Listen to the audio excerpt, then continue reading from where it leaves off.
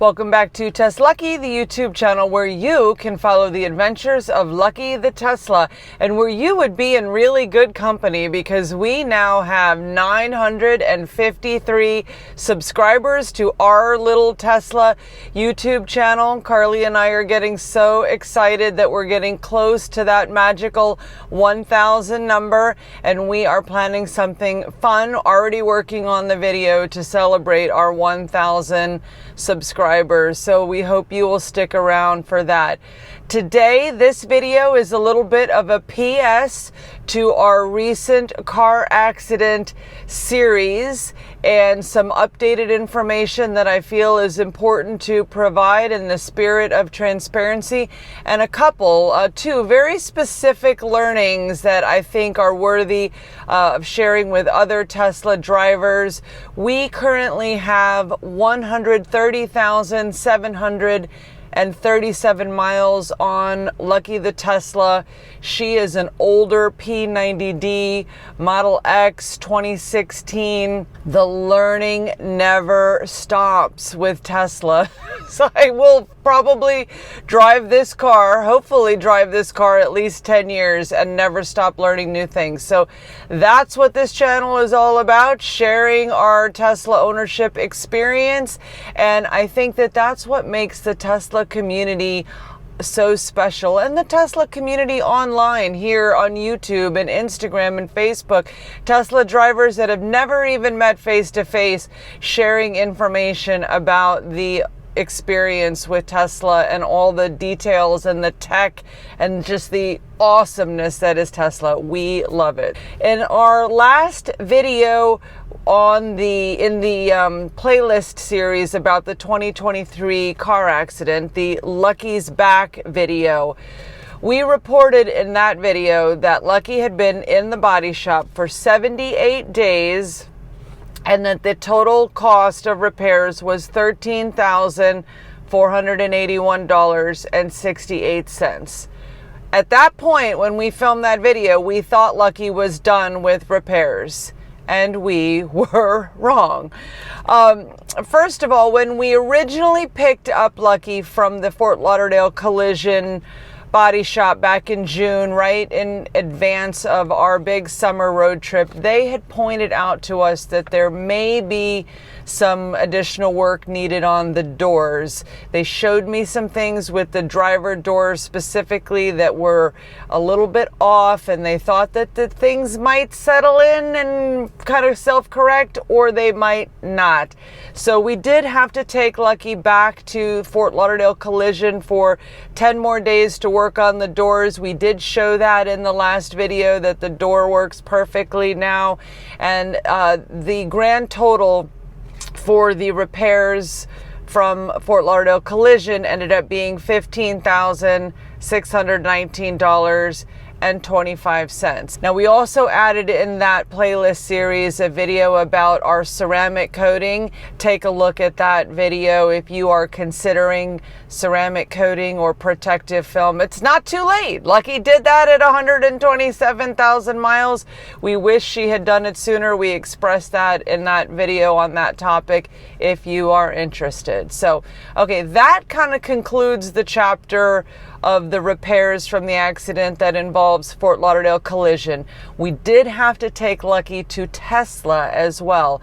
So I was experiencing a frequent, and I do mean frequent, like daily malfunction of our autopilot system. So we would be driving, and sometimes this error would happen even before we would start driving. I would get this error message up on the screen constantly, all the time.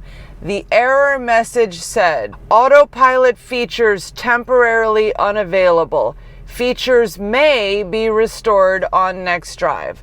All right, the key word there is may, because in many cases, the autopilot was not restored on the next drive. And in many cases, I would get this error message in the garage before I even left the house. So this autopilot error message is very different than like weather conditions that are not conducive to autopilot, the glare of the sun at a particular angle that is not conducive to autopilot, or the lines, the paint on the street are too faded, or there are no lines on the street. There are all these other issues that will affect autopilot. We have auto steer, by the way. We do not have full self-driving, but I love my auto steer. I use it every day. So this interruption of not having autopilot every day on my 2-hour commute was just not acceptable. Had to get this fixed. So Fort Lauderdale Collision recommended that we take it to Tesla. The body shop had done a scan. They couldn't find anything wrong from a software perspective. Theory was it may be hardware related, and so they recommended that we go to Tesla. So this comes to like learning number one that I thought was so important related to this experience. Tesla did a diagnosis of Lucky, and they indicated that we needed to have an ECU repaired, an electronic control unit. And the electronic control unit that we had to have repaired specifically was the driver's assistance system, ECU, had to be replaced. Now, I did some research online, and it seems like from what I read, this ECU and most ECUs should last the lifetime of the vehicle, but I did see other people reporting that following a car accident, an impact, a collision, that they had to replace the ECU, that it led to the same exact malfunction that I was experiencing. And it kind of makes sense. It was a big impact. There's a lot of electronics here in the vehicle, and this ECU just would not function properly following the accident. So of course we did this repair with Tesla, and I'm happy to report now, 2 weeks after the repair, I have not seen that autopilot features temporarily not available error message even once. I am just so delighted that replacing this part as the final step in getting Lucky back to her pre-accident condition really worked. So now, what did this cost? That part cost $1,042.61. That was the parts, the labor, and the diagnosis of the vehicle. So I am going to have to work on filing a supplement to the car accident claim to get that money back from the insurance. Well worth it.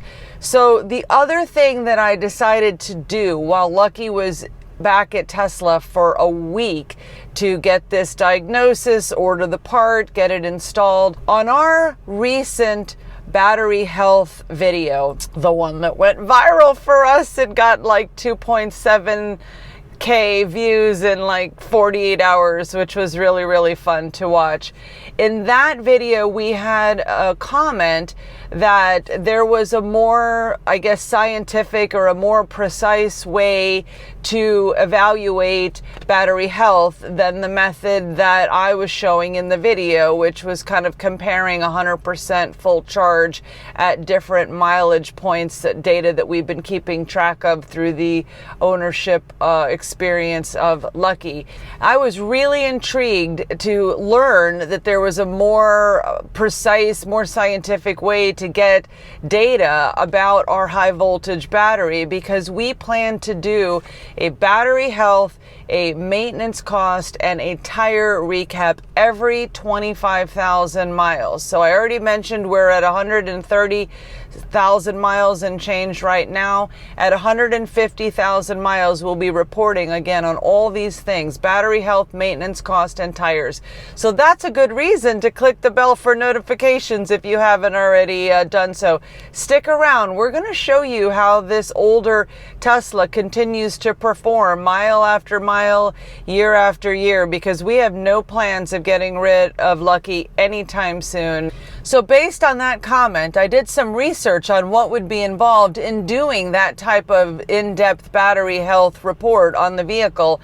And from what I read, you have to put the vehicle in service mode, which I don't know why that freaks me out. If you've put your Tesla in service mode and survived the experience, please let me know in the comments, because I'm so nervous that I'm going to put my Tesla into service mode and the whole thing is just going to like shut down and never start again. Irrational, I know, but most fears are irrational. So anyway, putting it in service mode, and then there is like a button that you can tap on to do a battery health report, but it says then you have to leave the vehicle for 24 hours, that it can take up to 24 hours to run that report. And I just never have 24 hours where I'm not driving my Tesla, so that's not really very practical to do. But then with Lucky being at Tesla for a week, I thought, what a perfect time for them to run this battery health report for me. And they did, and it was free, but then I was kind of disappointed with the results because it didn't really provide the type of report that I was expecting. On the invoice, with all the details of this maintenance visit, it indicated that Lucky's HV battery is in good health compared to vehicles in fleet with the same age and configuration. Okay, that's good to hear, but those are words. I was hoping for numbers. I like my Tesla data. I was hoping for some sort of official percentage of battery degradation, official percentage or miles of range lost. I was looking for something more specific. I indicated that to Tesla in messaging in the app after reading the invoice, and this is what Tesla recommended to me. This is very interesting to me, and I am going to try this, but I'm going to wait until we get closer to 150,000 miles. Tesla said to get a more in-depth of battery health range details, set an appointment in the app to have a battery range test. I asked for a battery health report. Now they're saying I need to ask for a battery range test. I mean, who knew that there was two types of reports like this? They go on to say they will do an over-the-air diagnostics and reply with an in-depth check and info.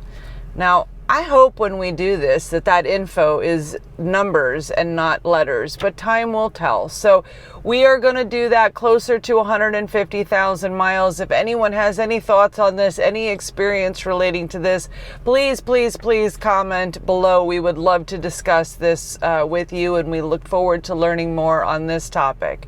So the bottom line, the grand total. Lucky, by the way, is better than the day I acquired her.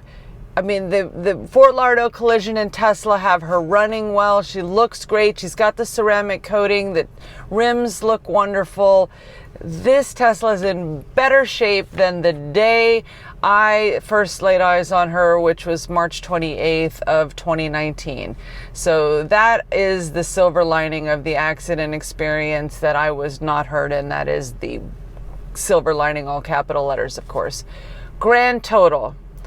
Lucky spent 95 days in the body shop and at Tesla getting the repairs done, and the cost was $16,661.86. Thankfully, we have insurance. The other driver has insurance. I'm grateful I didn't have to spend that money. It's a lot. That's a lot of money for a repair. We're so grateful that Lucky wasn't totaled and that we get to continue this journey.